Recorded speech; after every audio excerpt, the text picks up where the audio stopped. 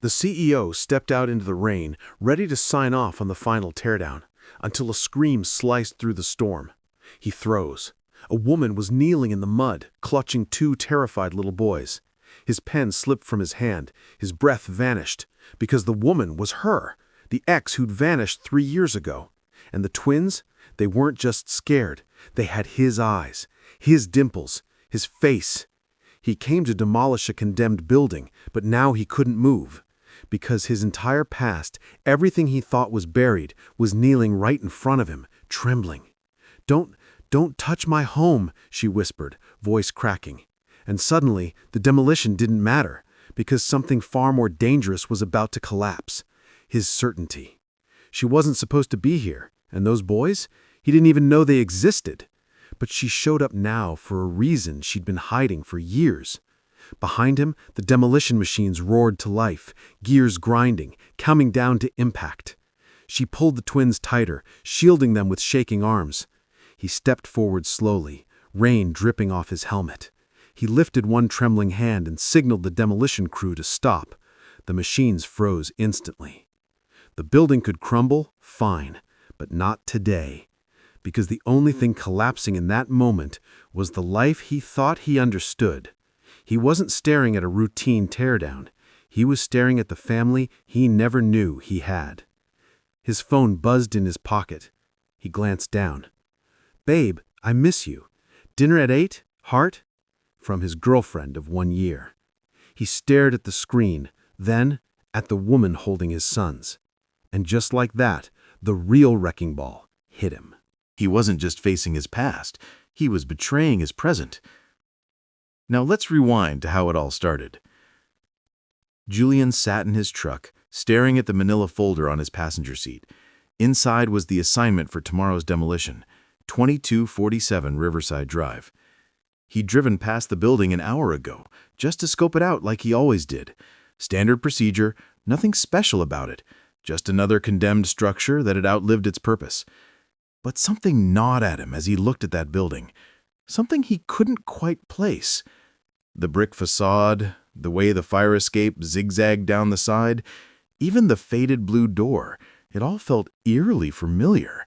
He'd worked demolitions for 8 years now, seen hundreds of buildings come down, but this one stirred something in his chest, a tightness, an ache he'd buried years ago. He shook his head, trying to dismiss the feeling. He was being ridiculous. It was just a building. Old structures all started to look the same after a while. He tossed the folder onto his dashboard and drove home, but that nagging sensation followed him all night. He barely slept, tossing and turning, his mind replaying the image of that building over and over again. His phone buzzed on the nightstand. A text from Maya, his girlfriend of 1 year. "Still coming over for breakfast tomorrow? I'm making your favorite pancakes before your big demo." Julian smiled despite his unease and typed back, "Wouldn't miss it. Love you." Maya had been the light that pulled him out of the darkness after Violet. She was steady, uncomplicated, present. She knew about his past, about the relationship that ended badly, about his regrets, but she'd never pushed for details. She accepted him as he was now, not who he used to be. And for the past year, that had been enough. Julian woke up at 5:30 a.m., groggy and unsettled. He went through his morning routine on autopilot, shower, coffee, work uniform. But his eyes kept drifting to his phone on the kitchen counter. He picked it up, scrolled mindlessly through his photos, not really sure what he was looking for. Then he stopped. A photo from 5 years ago appeared on his screen. It was an interior shot, a small apartment with exposed brick walls and large windows letting in golden afternoon light. He remembered taking that photo. The apartment had felt like home back then, warm and full of promise. His girlfriend Violet had been standing just outside the frame, laughing at something he'd said. That was before Tokyo, before everything fell apart, before he walked away from the best thing that ever happened to him. He zoomed in on the photo, studying the details, the crown molding, the old radiator, the wooden floors. His heart started pounding. He quickly scrolled to another photo. This one showed the view from the window. He could see the street sign in the corner. Riverside Drive. No, it couldn't be. He grabbed the manila folder and flipped it open with shaking hands. 2247 Riverside Drive, 3rd floor, apartment 3C. The building he was about to demolish today was Violet's building. Their building. The place where they'd built a life together for 2 years before he destroyed it all. Julian's coffee went cold on the counter as he sat there frozen. Part of him wanted to call his supervisor, tell him there was a conflict of interest, hand the job to someone else. But another part, the part that had been running from his past for 5 years, told him this was just another job. The building was empty, condemned. Violet had moved on years ago. This was just concrete and brick, nothing more. He forced himself to get in his truck and drive to the site, completely forgetting about breakfast with Maya. The crew was already setting up when Julian arrived. The wrecking ball was in position, hydraulics hissing softly in the cool morning air. He parked and sat there for a moment, gripping the steering wheel, staring up at the 3rd floor window. Their window. He remembered standing there with Violet, planning their future, talking about the life they'd build together. She told him she was pregnant, standing at that very window. He told her about the Tokyo offer, standing in that same spot. And he'd walked away 3 days later. "Boss, we're ready when you are," his foreman called out, clipboard in hand. Julian nodded and climbed out of the truck. He needed to do a final inspection before they started. Standard procedure. He told himself he was just being thorough, but deep down he knew he was looking for something. Some sign that she'd been there. Some evidence that the past wasn't completely erased. He entered the building, his work boots echoing in the empty lobby. The place smelled of mold and decay. Graffiti covered the walls. Most of the apartments had been stripped bare, copper wiring stolen, fixtures ripped out. He climbed the stairs slowly, each step heavier than the last. When he reached the 3rd floor, his chest tightened. Apartment 3C. The door was missing, just an empty frame leading into darkness.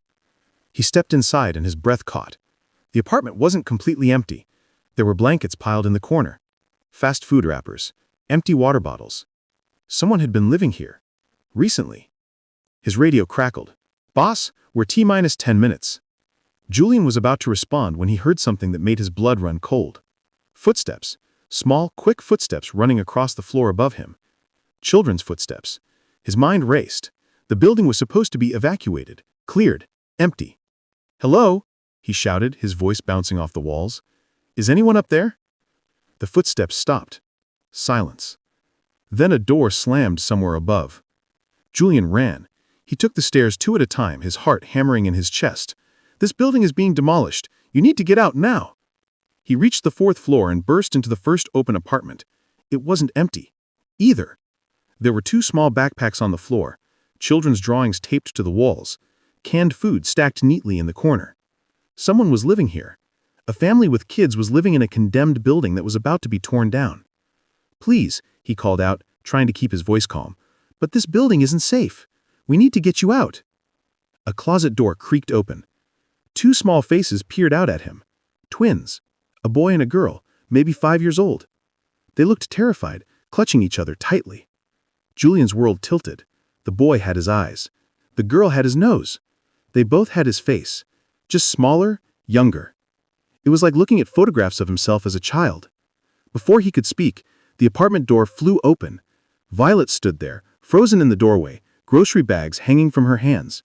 She looked older, exhausted, her hair longer than he remembered, but it was definitely her.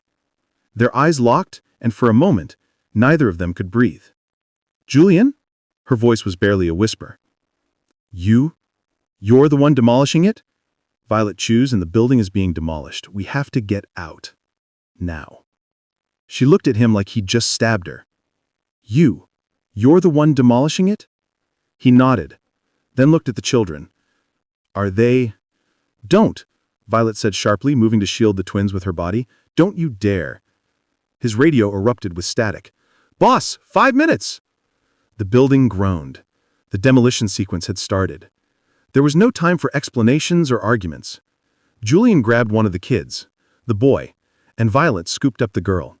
They ran. The building shook violently as they raced down the stairs. Plaster rained from the ceiling. Cracks spiderwebbed up the walls. They could hear the demolition equipment outside, the deep mechanical groans of the wrecking ball, the explosions as support beams were destroyed. 4th floor, 3rd floor, 2nd floor. Behind them, the stairwell began to collapse, entire sections falling away into darkness. They burst through the back door, just as the building imploded behind them. The sound was deafening, a thunderous roar of concrete and metal and broken dreams crashing down. They collapsed on the pavement, coughing and covered in dust. The twins were crying. Violet held them close, whispering that everything was okay, that they were safe now. Julian sat a few feet away, his head in his hands, unable to process what had just happened. He'd almost killed them, his own children, because he hadn't known, because he'd walked away 5 years ago and never looked back. Emergency vehicles swarmed the scene, police, ambulances, fire trucks. His crew was shouting, demanding to know why people were inside a cleared building. Paramedics checked the twins, confirmed they were physically unharmed, just scared. Julian watched from a distance as Violet held them, rocking them gently, her face a mask of exhaustion and barely controlled fear. His phone rang. Maya. He'd completely forgotten about breakfast. "Julian, where are you? I've been calling for hours. Are you okay?" There was an emergency at the site. He managed, his voice hollow. "I'm fine. I'm sorry. I can't talk right now." "What kind of an emergency? You sound terrible. Do you need me to come there?" No, just... I'll call you later." He hung up before she could respond, guilt gnawing at him. But he couldn't think about Maya right now, not when his entire world had just been turned upside down. When the chaos finally died down, Julian approached Violet. "Let me help," he said quietly. "Let me get you somewhere safe. A hotel, an apartment, something." Violet's eyes flashed with anger. "I don't want anything from you." "Violet, please." "You left, Julian. You left when I needed you most. You don't get to play hero now." I know I don't deserve." "Those aren't your kids, Julian. You don't get to claim them after 5 years of silence." But even as she said it, both of them knew it was a lie. The resemblance was undeniable. The little boy had Julian's exact eye color, the girl had his smile. They were his children, and everyone looking at them could see it. The little boy tugged on Violet's sleeve. "Mommy, is that really Daddy?" The word hit Julian like a physical blow. Daddy. His son had just called him Daddy. He looked at Violet, saw her face crumble. She pulled the boy close, whispering urgently, "That was a mistake, baby, just a mistake." But Julian had heard it clearly. The boy had called him Daddy, which meant Violet had told him about him, had shown him pictures, had kept his memory alive even though he'd abandoned them. "I'll get you a hotel," Julian said, his voice rough with emotion, "for a week, just until you figure things out. Please, Violet, let me do this one thing." She looked at her children, homeless, exhausted, scared, and finally nodded. Julian got them a suite at a decent hotel downtown. 2 bedrooms, a small kitchen. He paid for a full week up front. Violet barely spoke to him when he handed her the key. She took it without meeting his eyes and closed the door in his face. That night, Julian finally went to Maya's apartment. She opened the door with relief flooding her face, then immediately noticed something was wrong. "Julian, what happened? You look like you've seen a ghost." He stood there in her doorway, unable to find the words. How do you tell the woman you love that your ex-girlfriend just reappeared with 2 children you didn't know existed? How do you explain that your entire life just became impossibly complicated? "Can I come in?" he asked quietly. Maya stepped aside, concern etched on her face. They sat on her couch, and Julian told her everything, about Violet, about the pregnancy he'd run from 5 years ago, about the twins who looked exactly like him, about the building collapse and the hotel room and the impossible situation he just walked into. Maya listened in stunned silence. When he finished, she was quiet for a long time. "So, you have children, 5-year-old twins that you didn't know about." "Maya, I had no idea. If I'd known, would you have stayed? 5 years ago, if you'd known she was pregnant, would you have stayed?" Julian opened his mouth, then closed it. He didn't know the answer. The man he'd been 5 years ago had been terrified of commitment, obsessed with his career, incapable of seeing past his own ambitions. Would he have stayed? He wanted to say yes, but he honestly didn't know. "They're your children," Maya said, softly. "You have to help them. I understand that." "But," Julian prompted, hearing the unspoken word. "But I need time to process this. We've been together for a year, Julian. We've talked about moving in together. about our future. And now suddenly you have a whole other family that I didn't know existed." "They're not my family," Julian protested. "Violet and I, that's over. It's been over for years." "But they're your children. That's never going to be over. That's forever." Maya's eyes were wet with unshed tears. "I just need some space to figure out if I can handle this, if I can be part of this incredibly complicated situation." Julian felt his heart crack. "Are you breaking up with me?" "I'm asking for time. A week, maybe 2, to think about what this means for us." He wanted to argue, to beg her not to give up on them, but he could see the pain in her eyes, the confusion, the betrayal of suddenly discovering her boyfriend had hidden children. Even if he hadn't known about them, it still felt like a lie of omission. He nodded and left her apartment, feeling like his world was falling apart in multiple directions. But Julian came back to the hotel the next day, and the day after that, and every single day that week. He brought toys for the twins, a fire truck for Ethan, art supplies for Ella. He brought groceries. He brought children's books. Each time, Violet accepted the items with stiff politeness, but never invited him in. On the 3rd day, Maya texted him, "I saw your Instagram story, the fire truck you bought. Are you okay?" He called her immediately. "Can we talk?" They met at a coffee shop, neutral territory. Maya looked tired, like she hadn't been sleeping well. "I've been thinking," she said, "about us, about them, about what happens next." "And?" Julian's heart was in his throat. "I love you," Maya said, "but I can't compete with your past. Those children deserve a father. Violet deserves support, and I deserve someone who can be fully present with me, not torn between 2 lives." "I can do both," Julian insisted. "I can be there for them and still be with you." "Can you?" Maya asked. "Really? Because right now you're spending every day with them. You're bringing them gifts. You're becoming their father. And where does that leave me? Waiting on the sidelines while you figure out your relationship with your ex-girlfriend and the family you didn't know you had?" "It's not like that," Julian said, but even as the words left his mouth, he knew she was partly right. He was becoming enmeshed in Violet's world again, not because he wanted to rekindle their relationship, but because the twins pulled at something deep inside him. They were his children, his blood, his responsibility. "I need more time," Maya said finally. "I'm not saying it's over, but I'm not saying we're okay either. I need to see how this plays out, how you handle this, and then I'll decide if there's room for me in your life." On the 6th day, Julian knocked on the hotel door with bags of Chinese takeout. This time, when Violet opened the door, she didn't immediately close it. She looked at him for a long moment, then stepped aside. "You can stay for dinner." It wasn't forgiveness, it wasn't even close, but it was something. They ate together, awkward and quiet, while the twins chattered about their day. Ethan showed Julian a drawing he'd made, a picture of 3 stick figures standing in front of a house. "That's me and Ella and you," Ethan explained proudly. Julian's throat tightened. After dinner, he cleared his throat. "I have a house, 3 bedrooms. You could stay there, all of you, for as long as you need." Violet stared at him. "Why are you doing this?"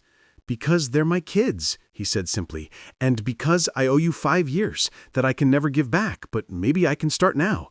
She didn't answer right away. She looked at Ethan and Ella, then back at him. Finally, she nodded. 1 month. We'll try for 1 month." That night, Julian called Maya. "They're moving into my house," he said.